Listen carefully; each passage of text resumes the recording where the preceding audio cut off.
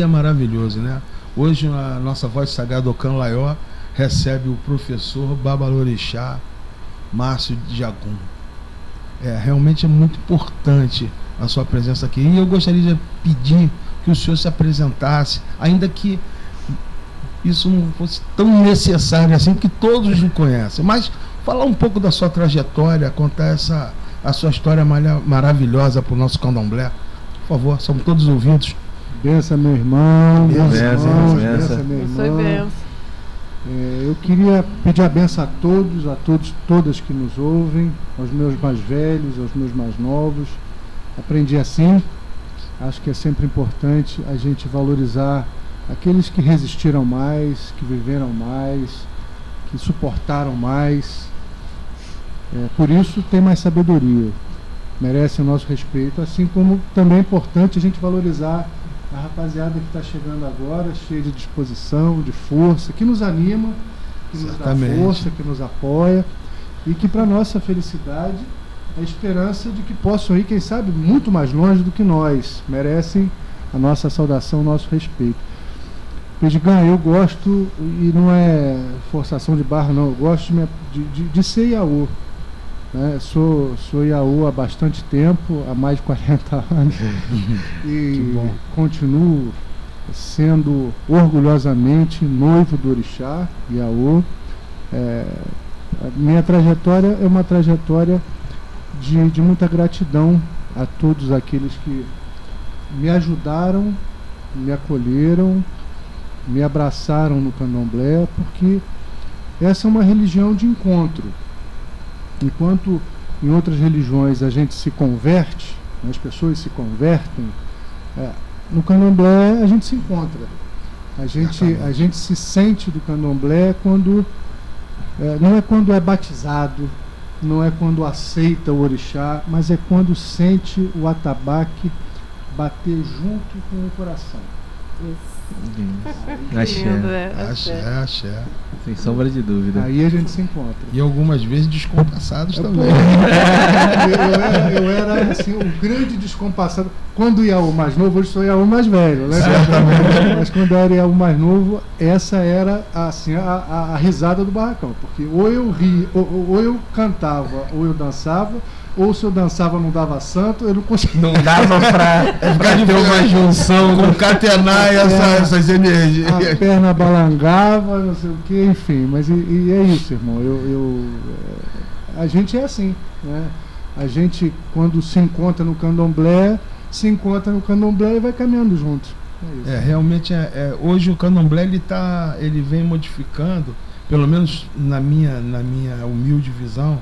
E hoje nós temos mais professores, temos pessoas, essa globalização, né, a internet faz com que... Porém, nós sempre percebemos que o senhor o faz com muita dignidade, que é a regra, evidentemente, de todos, mas como o senhor está aqui, eu me permito dirigir essas palavras ao senhor.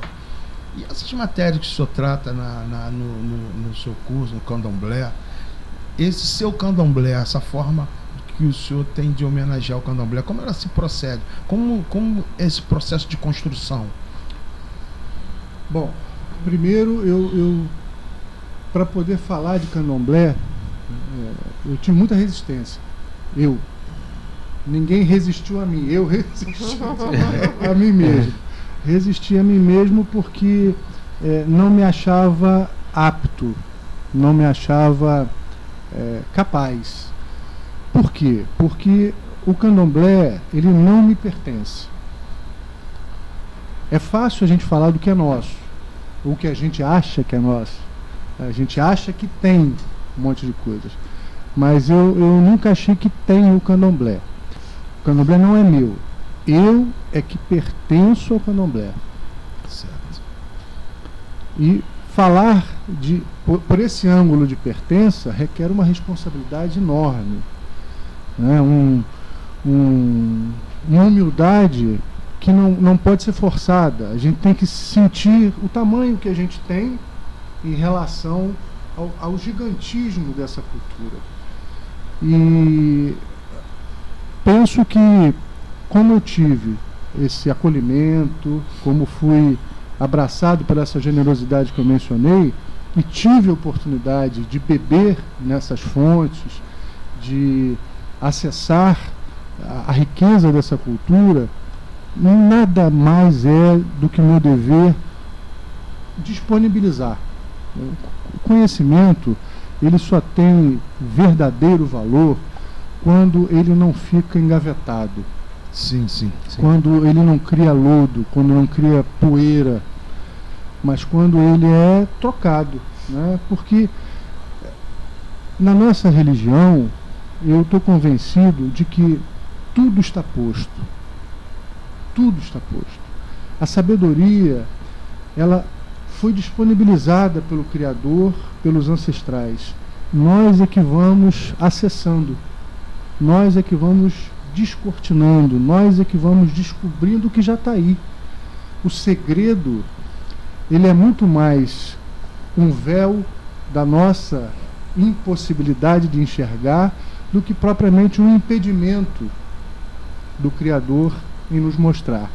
Então, a minha proposta sempre foi e é trocar, propor reflexões, muito longe de querer impor verdade, porque verdade está longe de estar no meu bolso. Não me pertence. Exatamente. E o que acontece? Aí o senhor passa num momento do seu, como o senhor mesmo diz, de ser um Iaô, e passa a ser uma fonte primária, né? É interessantíssimo isso. Não, mas a importância, pelo simples fato do senhor entender que ainda falta muito a caminhar, foi isso que depreendeu ao menos do seu discurso, a gente percebe que o senhor é um homem muito inteligente, tem muitos adeptos, muitas pessoas que o seguem. Como é que é isso? Como é que acontece essa questão de ser uma fonte primária? Né? Que as pessoas não vão procurar o professor. Uma referência, né? Essa referência, né? Porque nós temos várias referências, eu tenho minha referência, minha zeladora sempre foi a minha fonte primária, e hoje com a internet a gente vê que outras pessoas vão surgindo, né? A gente sai do apoti, do zimpô, do barracão, e senta numa poltrona com um microfone, e hoje eu estou diante do senhor aqui. E certamente me faz muito mais importante do que eu era 5 minutos atrás. Entendeu? Como é que o senhor se sente? Essa primária, a gente tentando, veja bem, jogar a bola na camisa de velcro, e não é isso? A gente aprende, né, no banco assim. Edgar, com toda franqueza, eu não me sinto fonte primária de nada. Não mesmo. Que bom, mais primária ainda será. Não, com toda franqueza, não me sinto fonte primária porque não acredito ser fonte primária de nada. A fonte primária é a natureza. A natureza, ela é insondável em certos aspectos. A gente cultua Oxum, mas entender o amor, entender a possibilidade da água, o fluxo dos rios, a riqueza que a água pode proporcionar, não só por onde passa, mas por onde se alastra o impacto dela no ambiente, isso é insondável. Né? As ciências, eu nem gosto e nem tenho a pretensão de pronunciar esse vocábulo no singular. Quando a gente fala a ciência, de certa forma a gente é prepotente porque a gente aponta a existência apenas de uma. Então, as ciências do Ocidente, do Oriente, do passado, do presente, espero que não no futuro, mas até hoje as ciências não conseguiram descobrir tudo. Porque a natureza é infinitamente insondável. Então, essa para mim é a fonte primária. Eu sou um buscador. As pessoas que me acessam ou que se inspiram através do meu trabalho devem buscar sempre a fonte primária, a verdadeira fonte primária. E a fonte primária não está longe da gente. A fonte primária, ela não está sequer a 1 metro de distância. A fonte primária é a natureza que habita em nós, porque a gente pode sondar ou tentar sondar os sentimentos como o amor, que são reproduzidos no culto a Oxum. A gente pode sondar os efeitos do caos, não um caos demolidor, destruidor, mas um caos reconstitutivo, que são simbolizados no culto a Exu. A gente pode sondar a fonte primária da justiça. Benção, meu irmão? A benção. que é fomentada na celebração aos deuses da justiça, Xangô, entre os Yorubais, Nzazi, entre os Banto, Sobô, entre os Fon. Enfim, essas são verdadeiras fontes primárias. Sou um buscador e adoro poder repartir reflexões, porque pode ter certeza, irmão, eu tenho muitas dúvidas ainda. Certamente. Então, eu tive uma experiência com o Pai Márcio, né? Eu posso falar porque eu sou aluna dele. Olha, né? quanta honra, hein? Isso, muita. E quando nós começamos o curso Portal Sagrado, né, pai? Euê. Né? Chave do portal. A chave do portal. Foi. Então, quando nós começamos o curso, ele falou assim: quando vocês estiverem vindo para cá, observem a natureza, as folhas, observem tudo que vocês, da natureza, que vocês vierem passando, observem as árvores, toda a folhagem. Então, ele falou de uma forma assim tão sutil, natural e exatamente o que eu comecei a fazer, né? Observar cada detalhe, e o curso foi dessa forma, né?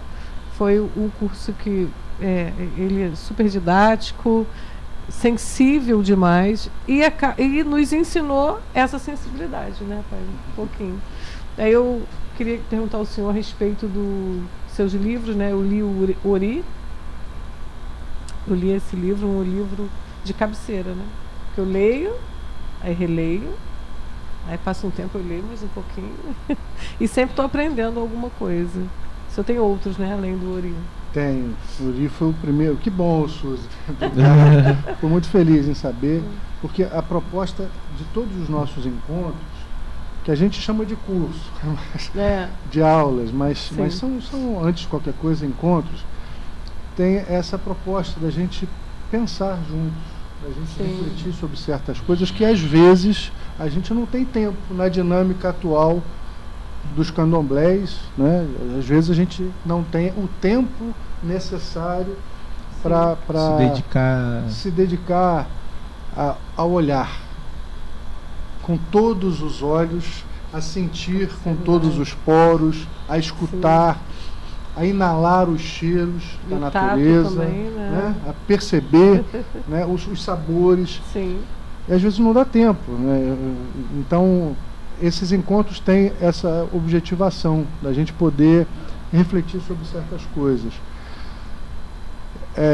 Desde que eu comecei a juntar essas pessoas, né, através dos cursos, eu me revitalizei muito. Para mim foi muito importante, porque em determinado momento eu quis encontrar pessoas que tivessem também esses propósitos. Sim.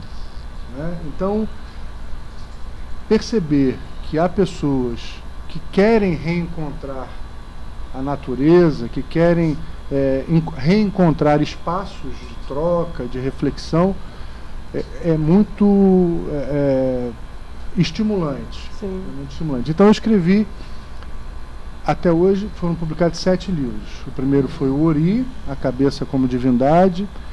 Depois, a partir dos estudos, das pesquisas, foi lançado o Vocabulário Yorubá, o dicionário, né?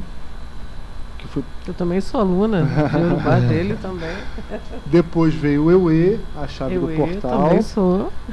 Depois veio o Candomblé em tempos de crise. Não, perdão, veio a Gramática Yorubá, que foi um trabalho assim mais focado em quem quer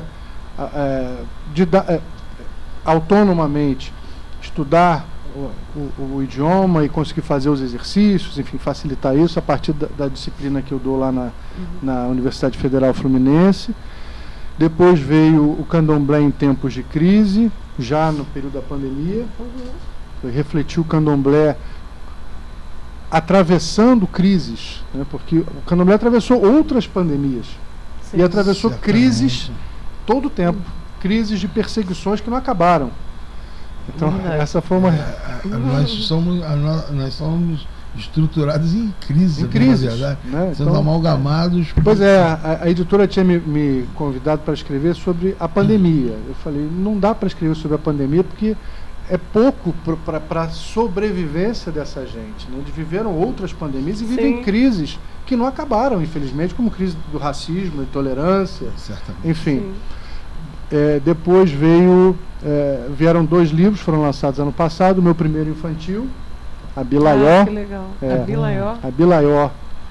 E o livro que eu fiz sobre a oralidade, que é um estudo sobre a forma com que os iorubás ensinam, a pedagogia iorubá. Fiz para o Departamento de Educação da UERJ, na pesquisa que eu fiz. Chama-se Nagologia Iorubá, a ciência ensinativa dos Que iorubás. legal.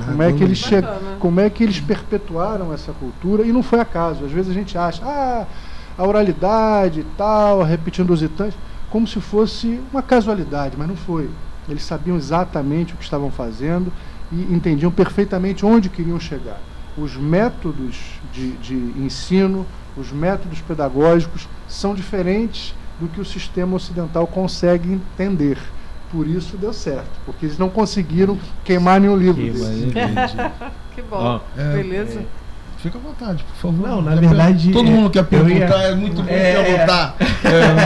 Mas enfim, é muito bom o senhor chegar nessas pautas, porque eu sou a pessoa aqui que eu mais abordo, né, a juventude que hoje em dia está surgindo, a mente hoje completamente diferente, né, e revolucionária do jovem, né, e eu queria saber muito do senhor, se na opinião do senhor os jovens hoje eles sofrem algum tipo de, vamos dizer assim, uma deficiência no aprendizado, justamente por buscar informações em redes sociais, em internet, e não conseguir ter a sensibilidade, né, de sentir o cheiro do movimento das folhas, porque ele vai na fonte de informação mais fácil. Você acha que o jovem hoje ele consegue ter uma escassez por não sentir essa sensibilidade? A pergunta é muito interessante, que aliás, como todas as questões foram colocadas aqui. Só não quero me esquecer de abordar tudo, porque é um leque de temas e subtemas que são suscitados. Primeiro é o seguinte: eu posso estar ficando passadinho. Miaú mais velho. Mas quanto mais, Vinícius, eu tento entender o candomblé, essa cultura urubá, mais eu me convenço que não existe nada mais jovem, nada mais atual, nada mais libertário, nada mais inovador do que essa cultura. Primeiro porque a despeito de tudo que a gente aprende na cultura judaico-cristã, que é o paradigma da nossa formação ocidental, Certamente. o Deus Yorubá não nos trata como marionetes. Ele nos outorga uma divindade individual, Ori, que está em mim e que ele é o orixá que rege o prosseguimento do meu próprio destino, rege o meu caminhar com liberdade. Com liberdade. Isso é assim, um troço extraordinário, inovador, moderníssimo. A gente está falando de uma cultura que, se Shakespeare é dito como um autor sempre atual, a gente está falando de uma cultura que tem, segundo alguns pesquisadores, entre 6 e 8 mil anos, e que continua tratando de assuntos absolutamente atuais. Você pega um Itã, por exemplo, como aquele do encontro, do embate entre Nanã e Ogum, você está tratando ali de questão de gênero, Um homem e uma mulher. Sim, Você está tratando uma questão de imigrante, porque ela é uma estrangeira e ele é o iorubá. Você está falando de uma questão de idade, porque ele é jovem e ela é velha. Você está falando de questão de tradição, porque sempre nós vamos ter esse enfrentamento, esse debate. No meu tempo, qual é o tempo melhor? Então, são questões que foram propostas há 6.000 anos atrás. Isso então, já existia lá e hoje em dia... A gente está vivendo isso aqui agora. Ou não tem um conflito entre imigrantes na Europa, na Ásia, aqui no norte do Brasil. No norte, principalmente no norte do Brasil. A gente não está discutindo questão de gênero, questão de idade, enfim, são questões atuais. Então é uma religião absolutamente moderna. E por falar em moderno, por falar em nosso tempo, eu me lembro da saudosa Mãe Stella de Oxóssi, com a qual eu tive a oportunidade de estar várias vezes, foi uma das grandes incentivadoras no meu trabalho. E uma vez, quando eu estava pegando assim uma brechinha, não posso nem dizer intimidade, mas uma ousadia, que perguntei a ela: mãezinha, chamava assim, não sou do axé, mas chamava assim pelo respeito que ela mereceu e merece sempre, há de merecer. A senhora, no início da sua trajetória, se opunha muito aos livros, mas a senhora se tornou a primeira Ialorixá autora. Odé Caiadé, caçador que trouxe alegria, que traz alegria. Como é que foi isso? Ela disse: meu filho, eu entendi que a nossa religião, ela se movimenta como o Exu se movimenta. Eu entendi que os livros são ferramentas da oralidade. Olha só que sacação. Muito forte, hein?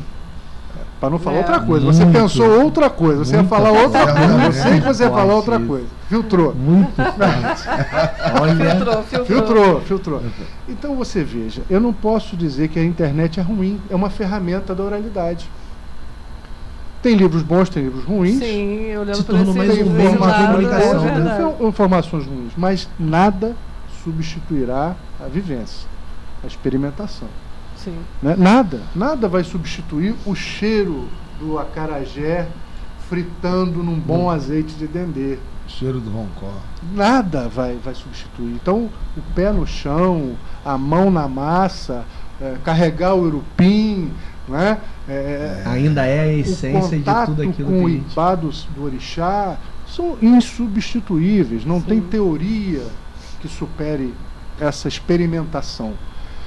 Portanto, são ferramentas importantes, acho que não podem ser dispensadas. Isso aqui não é uma ferramenta de oralidade? Sim, verdade. E vai estar na internet. Talvez uma pretensão nossa deixar isso para a posteridade. Exatamente. Né? Deixar um trabalho, alguma coisa. Irmão, o trabalho que vocês fazem é fabuloso, porque a memória é o nosso patrimônio. Certo. A memória. E por que os orixás pulsam sempre, vibram sempre? Porque a nossa memória não os deixa ficar longe, não deixa os nossos ancestrais morrerem. Sim, o nosso rompimento entre vida e morte não é enterrar, o nosso rompimento entre vida e morte é a memória. É a memória que os traz para aqui, para a gente falar de Odé Caiodê, para a gente falar de Xangô, para a gente falar de um embate mítico entre Ogum e Nanã que aconteceu sabe há quantos mil anos atrás. Enfim, a memória, ela é um elo que o tempo não rompe. E todas as vezes que a gente cita, que a gente narra, que pela oralidade a gente conclama esse passado, ele se faz presente. O que é Exu, senão o grande subversor do tempo? Aquele que matou um pássaro hoje com a pedra que jogou ontem.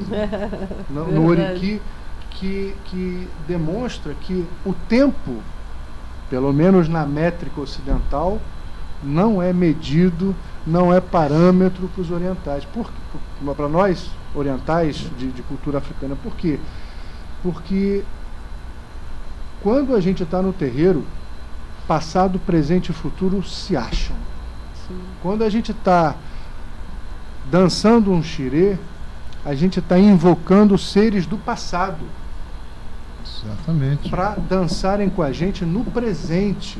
E ao mesmo tempo, quando você abraça, desculpa, ali o orixá, lá no ouvidinho dele você pede alguma coisa para o futuro. Passado, presente e futuro no terreiro se encontram com a dica que o Oriki de Exu nos faz. O tempo não existe. O tempo é sincrônico. O tempo é uma roda. O tempo é Exu, a circularidade, o circular. Exu é o verbo circular. Exu pode ser entendido como circularidade. O tempo é isso. Axé. É muito verdadeira. Eu tive a oportunidade de ler alguns livros e eu sempre tive por princípio, para conhecer às vezes o nosso candomblé, eu li alguma coisa de pessoas que em tese eram contra o candomblé, né? E a gente percebe que nessas leituras, mesmo aqueles que são contra não podem deixar de tocar na nossa religiosidade, ou de uma forma um pouco mais veemente, às vezes talvez até deselegante, mas eu respeito, cada um tem E em algum desses livros eu percebi essa questão da oralidade, eles frisavam muito e davam até alguns anos como marco dessa transformação da história, digamos, da nossa África. Quando eu falo nossa África, porque falar de África, a gente fala, não estou falando do norte da África, do sul da África, do oeste, do leste, é muito grande, é um continente, né? A África não é um país, né? Às vezes as pessoas têm essa falsa noção, né? Tô ouvindo que eu vou à África, você vai em Benin, você vai onde você vai da África para você ver aquilo que você vai recepcionar. Em alguns desses livros, de uma dessas pessoas que eu respeito muito, ele falava desse tempo, desse marco, dessa oralidade, né? Do início da escrita na África, efetivamente, das coisas passarem a ser codificadas na África. O senhor entende também dessa mesma forma que essa escrita da África está colaborando agora para nós sedimentarmos alguns conhecimentos? Ou seja, até 1960, eu quero crer, nós tínhamos uma realidade, né? E a África passou a ter uma nova realidade, ainda que ela sofra até hoje de comportamentos, na minha visão, não estou com isso justificando, mas a minha visão, eu acho que a África sofre até hoje por causa de comportamentos antigos. Mas o pior foi essa questão da oralidade. Nós somos fortes. O candomblé é forte porque o negro é muito forte. O negro, ele traz uma gama, na minha visão, uma gama de energias que faz com que hoje eu esteja diante de um professor em 2022. E em 1960 quase nada estava escrito lá. Não é isso? Então isso para mim traduz uma força, não só uma força espiritual, uma força étnica, uma força muito poderosa. O que o senhor entende por isso? Essa transformação. Para mim, daqui a 300 anos, a África vai ser um celeiro de intelectuais que escrevem. Já existiam os intelectuais antes que se posicionavam de forma diferente da escrita, né? E que só entende disso. E esse termo Maktub, né? Tá escrito no Alcorão, né? Eu me lembrei agora de Malbataan, né? Esse termo, o homem que calculava. O homem que calculava, é um livro maravilhoso de quase todos. Muitos deles, quase todos não, que ele escreveu em números. Porém, o que o senhor entende dessa questão da oralidade, dessa diáspora seria a palavra correta? A oralidade, agora eu tenho professores no Brasil de uma excelência, uma fonte primária. essa mudança, está mudando alguma coisa? O orixá, o que ele tem aí? Ele é muito forte, o que ele tem? Fala o senhor para mim, por favor. Eu não tenho essa capacidade. Ou se não tem, ou se não tem. Não tenho, não. Claro que tem. Bom, primeiro, eu acho que é importante a gente refletir como nós, embora membros do candomblé, adeptos, né, dos candomblés, das culturas africanas, de matrizes africanas, somos ensinados a pensar a oralidade. Porque aqui no Ocidente existe um enorme preconceito em relação às culturas orais. Eu percebo que quando a gente se refere à oralidade, há uma certa negatividade, como se a oralidade fosse a falta de, a ausência da escrita, a falta do registro. Há um certo preconceito em relação às culturas orais, como se fossem de menor importância, mais ignorantes, falhos, fracos, expostos a um esquecimento. Há um certo preconceito quando se olha ou se refere às culturas orais. Então, esse é o primeiro ponto. Segundo, qual é o conceito de escrita? Porque a escrita, ela não é simplesmente a grafia cursiva que nós estamos habituados a usar como alfabetizados. E aí vem um segundo preconceito: os alfabetizados e os não alfabetizados. A fulana é analfabeto. É um pejorativo terrível. É um marco social, é um distanciamento, é uma barreira. Fulano é analfabeto. Você botou a pessoa de lado. Né? Excluiu, né? O que é ser analfabeto? Uma situação. O que é escrita? Porque se a gente entender que havia escrita entre os homens, chamados homens da caverna, porque se eles escreviam nas cavernas, transmitiam informação, e essa informação era decodificada, isso é escrita. Certamente. Sim. Você passava a mensagem, você grafava nas paredes, né? E alguém lia, porque entendia, olha, aqui tem um bicho, aqui é perigoso, essa é a história dessa família.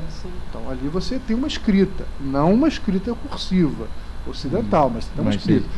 Entre os iorubás, por exemplo, todos os Odus tinham símbolos, e símbolos que eram lidos, entendidos nas suas grafias, produziam efeito significante e significado. Porque quando o Odu era descrito com uma lua, uma abóbora, as pessoas compreendiam. Ah, mas eu não entendo nada. Significa que eu sou analfabeto em relação àquilo. Não que aquilo não existe. Aquela cultura. Ah, mas a baleia não fala. Não, eu é que não falo a língua da baleia, mas está mais do que provado que elas se comunicam. Sim. Eu é que sou analfabeto. Né? Então, olha a prepotência que nós ocidentais temos em relação às culturas orientais. Outra questão importante, se me permite, não estou me estendendo muito. Por favor. Isso aí, eu estou boquiaberto aqui. Vejam só, a decodificação desses símbolos, por exemplo, dos Odus, para nós não faz efeito porque nós não aprendemos a lê-las. Eu gosto de vocês que estão acostumados ao GPS, e não vai ter uma crítica aqui, pelo contrário. Não. Né? Eu já aprendi que é um meio de comunicação que, olha... Tá mas os que são jovens há mais tempo, que nem eu, vão se lembrar do antigo Guia Quatro Rodas. Guia Quatro Rodas. Isso, a gente abria. Tu não, minha mãe que usava. Vamos daqui a Petrópolis. Aí abria aquele mapa, aquele negócio emaranhado, um monte de tracejados, vermelho, azul, amarelo, e estava escrito lá, BR-101, RJ-400. São códigos. Verdade. Se você chegar um ET aqui, ou chegar alguém da África aqui, não vai saber. Ou da Ásia aqui, o que é isso? Eu não entendo esse código. O que é isso? Certamente. Mas eu consegui entender que BR-101 quer dizer uma estrada que eu identificava como sendo mais esburacada, menos esburacada, tinha restaurante, não tinha restaurante. Então são códigos que são lidos da cultura. É preciso a gente tentar entender que escrita não é uma prerrogativa do Ocidente. Escrita existe desde que existe humanidade, de maneiras diferentes.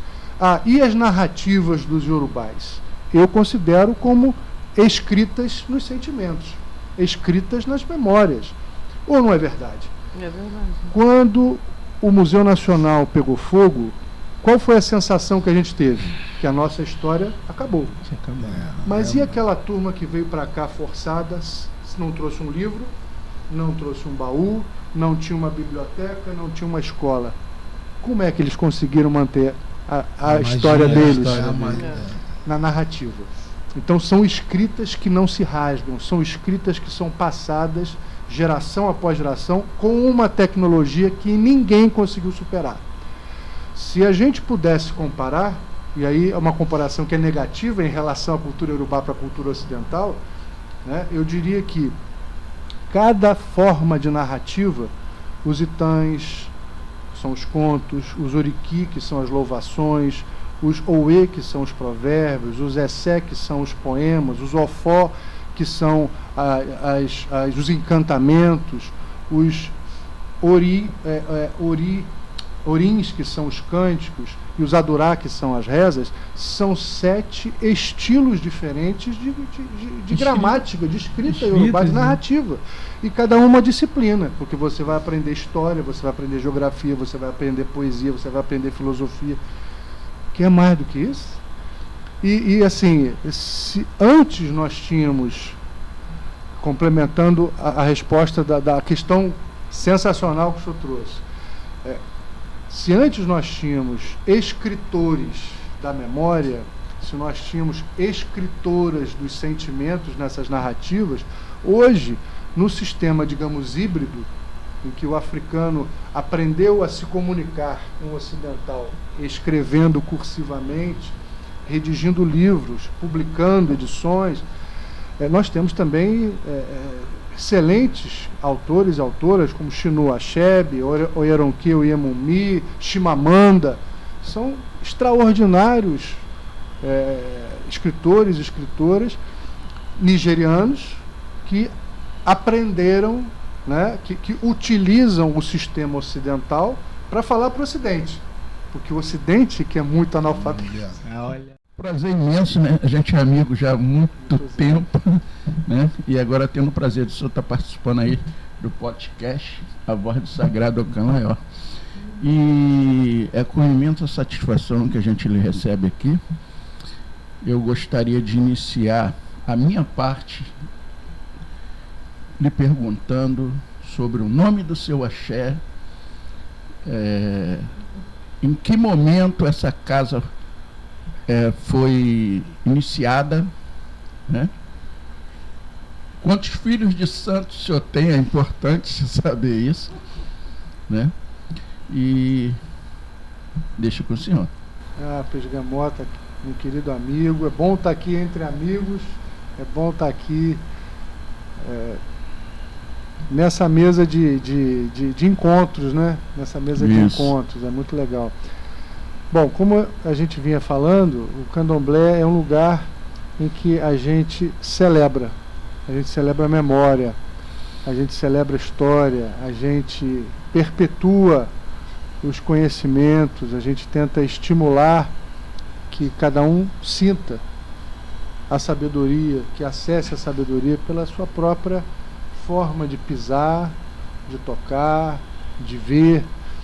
E os candomblés, eles se desenharam de formas muito diferentes. A gente tem as chamadas casas matrizes,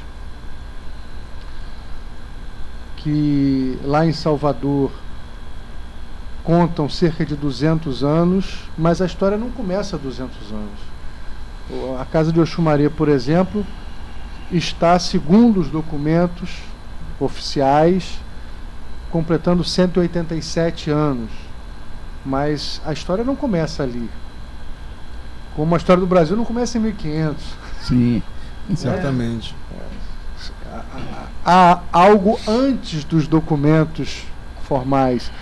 E quando a gente estava trabalhando, por exemplo, eu tenho a honra de pertencer, de descender da casa de Oxumaré, quando a gente estava trabalhando na documentação para o tombamento patrimonial, né, da casa do Oxumaré, a gente conseguiu entender que o culto aos deuses de matrizes africanas já existe no Brasil há pelo menos 500 anos.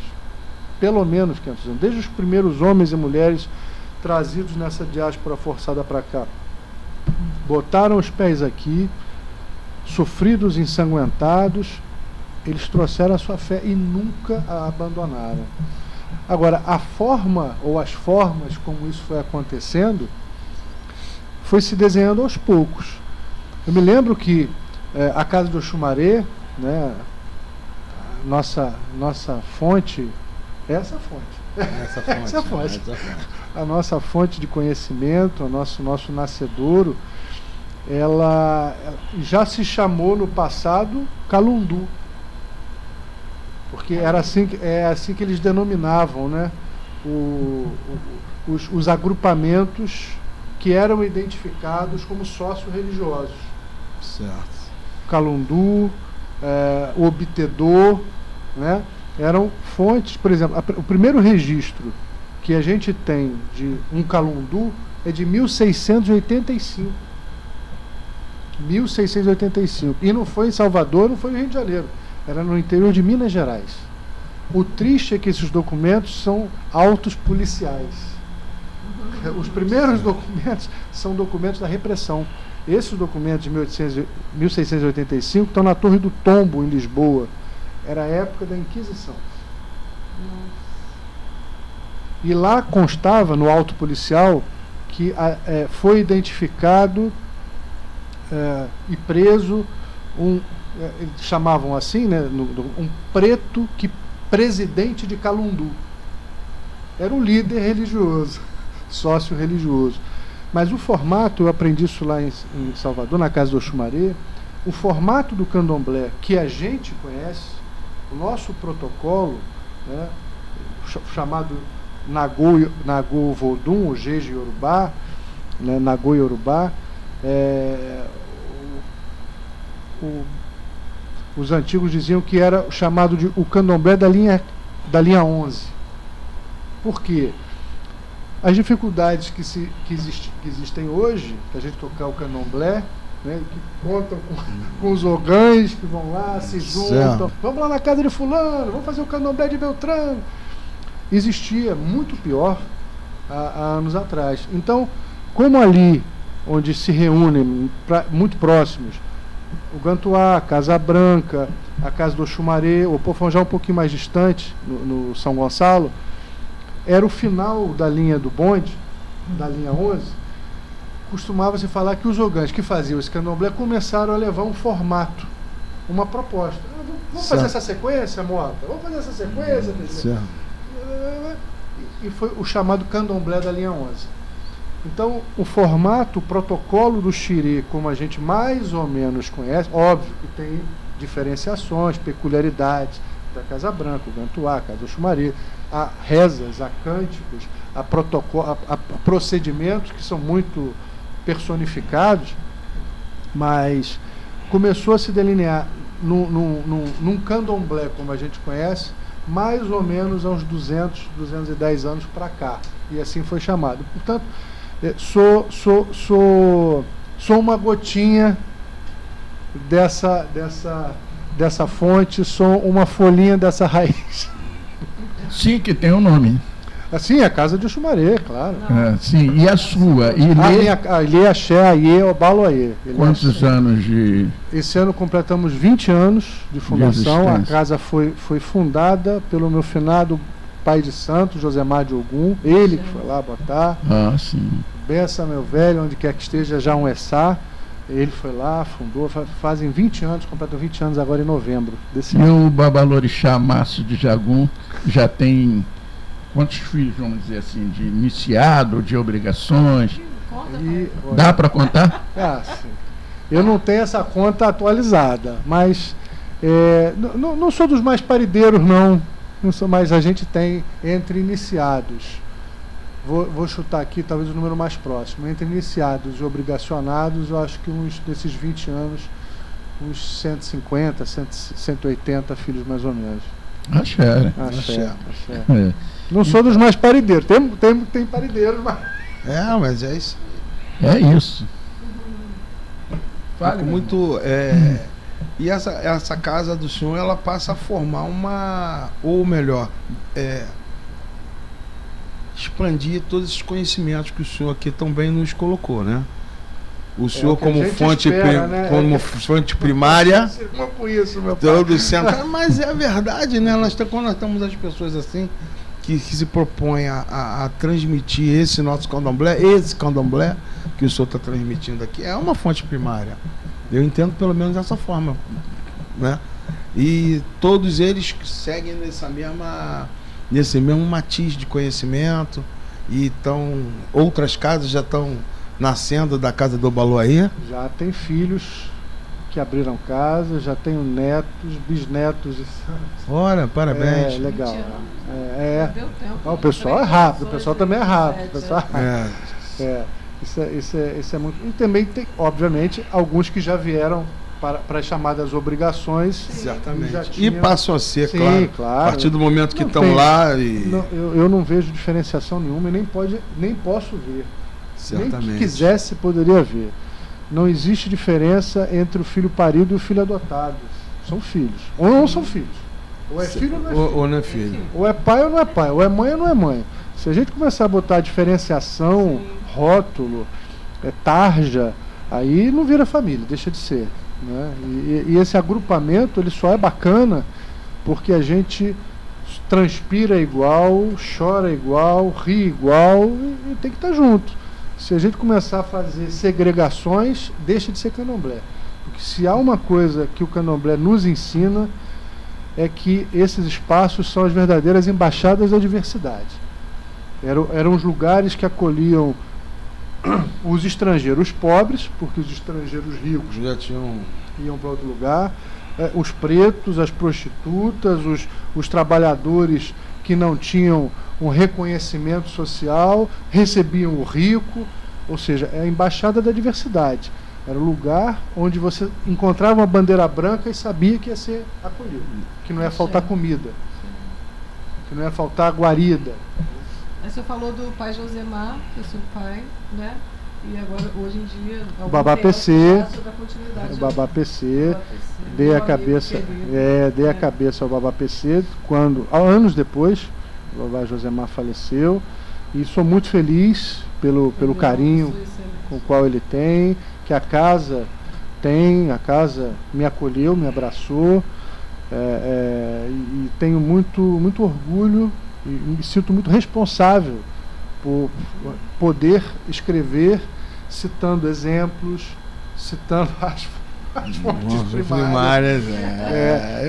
E as referências que eu tenho a partir da sabedoria que me alimentou na casa do Xumaré. Eu falo muito sobre fontes primárias. Por quê?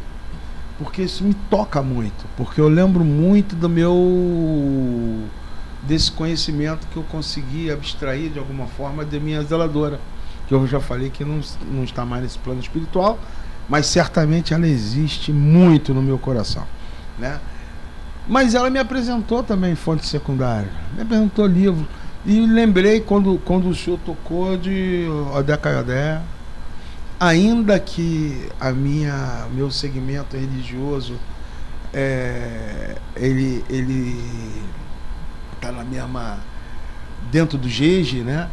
Mas o meu livro que me foi apresentado foi a da Cadê também, na época, né? E isso é importante, porque, veja bem, nós queremos nos posicionarmos num candomblé único. Eu não entendo candomblé de forma negativa. Não existe, isso não é candomblé. E o senhor é um exemplo do poder que o candomblé tem na nossa sociedade hoje, na humanidade propriamente dita, porque dada a sua estrutura intelectual, né, a sua capacidade litúrgica. Por isso que eu perguntei dos seus filhos, se eles seguem nessa mesma vereda, continuam. Quero crer que o senhor tenha criado outros professores, seus filhos, digamos assim, né? Por favor. Eu tenho muita satisfação de ter nos meus filhos pessoas que amam a religião. Sim, em primeiro lugar. Eu penso, estou convencido de que não pode haver culto aos orixás se não houver sentimento puro. Nós não somos meros repetidores de fórmulas. Nós não somos. Nós não somos praticantes de uma religião que repete receitas de bolo. Nós até temos receitas que foram ancestralmente, cuidadosamente, alquimicamente preparadas, e eu vou repetir, cientificamente. Isso é ciência.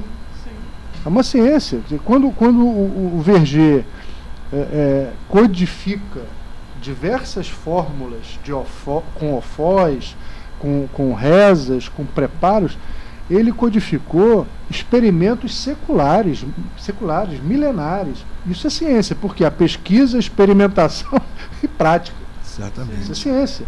Então, nós não somos apenas isso como se fosse pouco. Nós somos muito mais. Sermos praticantes do candomblé é entendermos que as fórmulas só equacionam, que as fórmulas só atingem os objetivos quando há o encantamento do ofó, quando há a força da palavra. E isso não acontece sem amor. Isso não acontece sem pertencimento. Isso não pode acontecer se não houver sinceridade. As fórmulas, elas se encantam pela palavra, e a palavra tem axé. Portanto, a palavra por si só também não é válida. Ela precisa estar impregnada de força, de sensação, de intenção. Aprendi que o ebó não começa no pratinho. O ebó começa aqui. Me lembro que as mocotonas falavam: meu filho, vem me ajudar no ebó. Sim, senhora, minha mãe. Ela: presta atenção. Eu mostrava assim para o prato.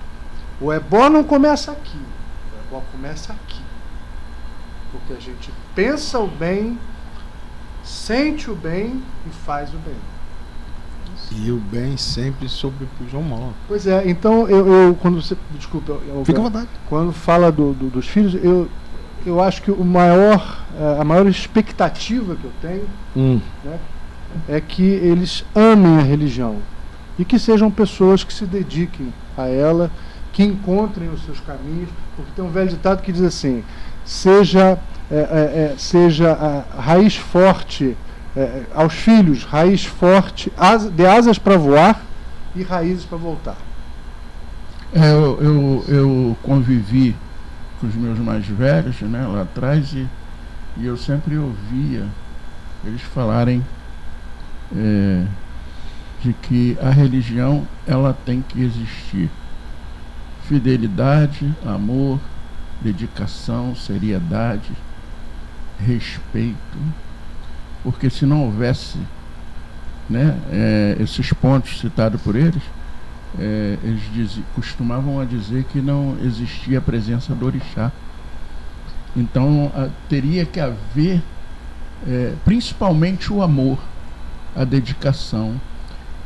Me lembro muito bem que lá atrás, bem lá atrás, eu cheguei a ver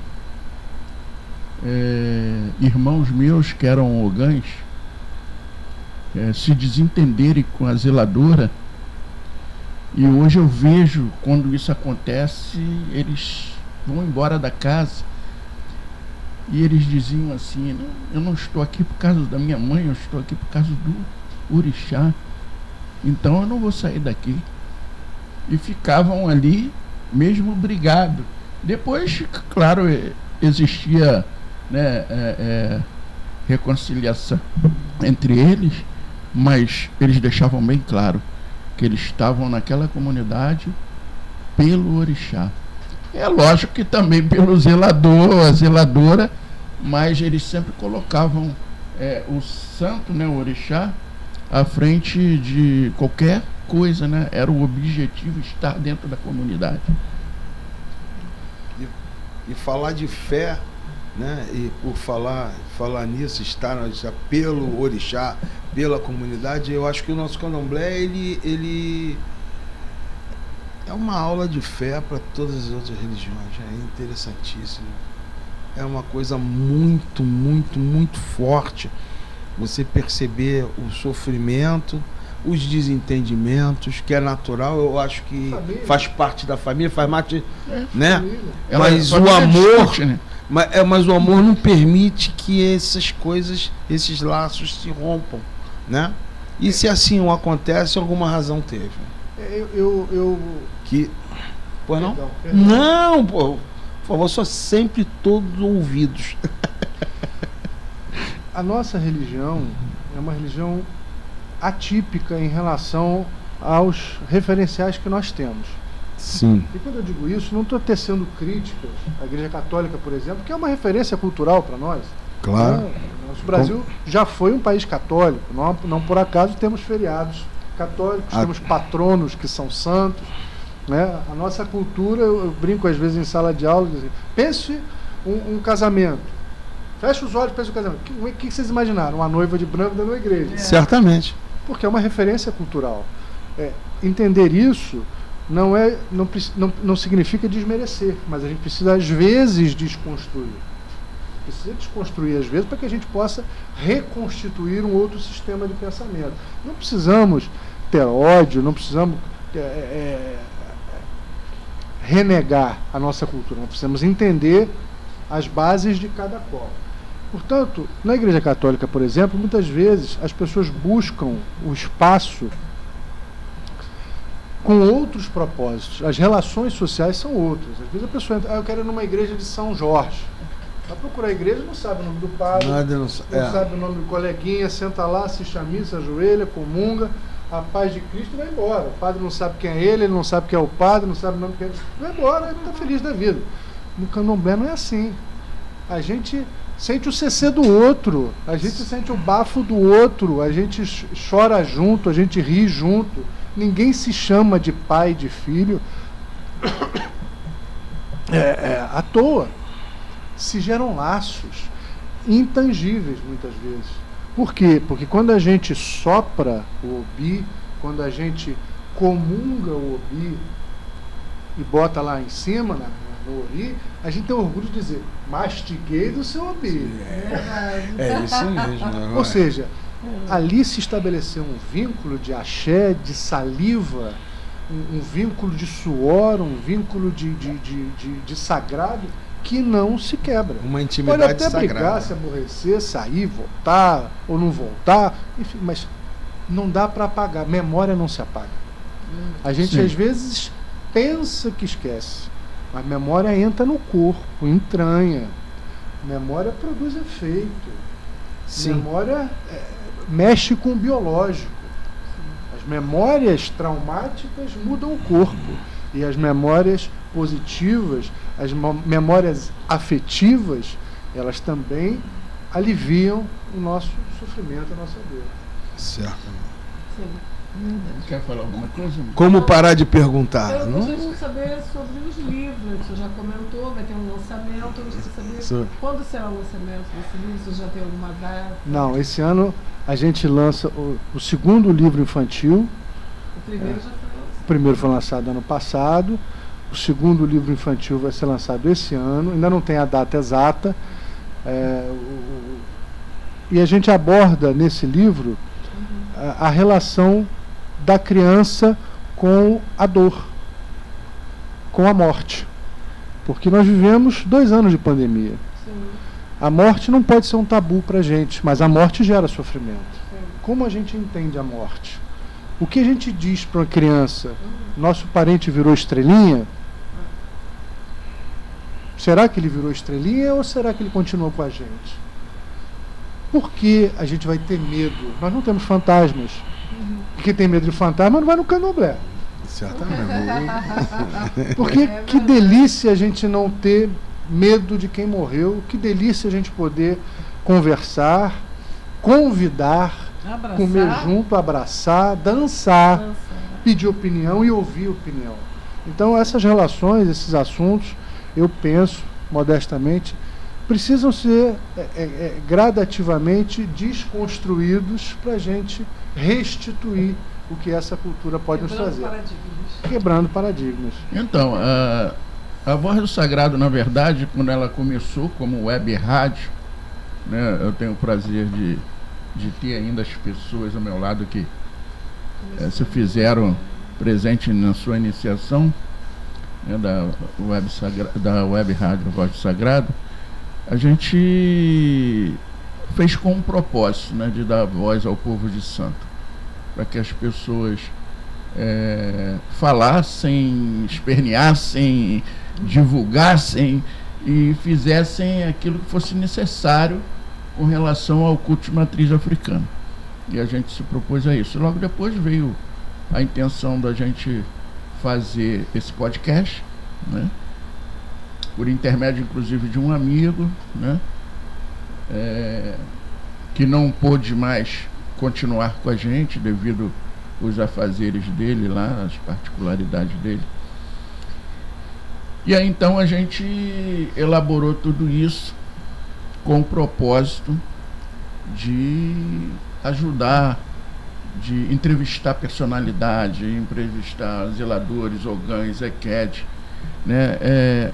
Ou seja, abrilhantar mais o nosso culto com testemunhos, com indicações, enfim, com várias coisas dentro, né, de nossa religiosidade.